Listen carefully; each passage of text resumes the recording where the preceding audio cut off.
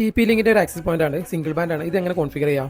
ഇത് 3 ടൈപ്പിൽ നമുക്ക് കോൺഫിഗർ ചെയ്യാം. വയർഡ് നെറ്റ്വർക്ക് ആയിട്ടും വയർലെസ് നെറ്റ്വർക്ക് ആയിട്ടും റേഞ്ച് എക്സ്റ്റൻഡർ ആയിട്ട് ഉപയോഗിക്കാം. ഇന്ന് ബോക്സ് ഒന്ന് ഓപ്പൺ ആക്കി നോക്കാം അല്ലേ. ഇതിനകത്ത് നമുക്ക് വരുന്നത് ഒരു ആക്സസ് പോയിന്റ്, അതേപോലെ തന്നെ വാറണ്ടി കാർഡ്, ഒരു പവർ അഡാപ്റ്റർ, ഒരു POE ഇഞ്ചക്ടർ, ഒരു ലാൻ കേബിൾ കേട്ടോ. ഇതാണ് വരുന്നത്.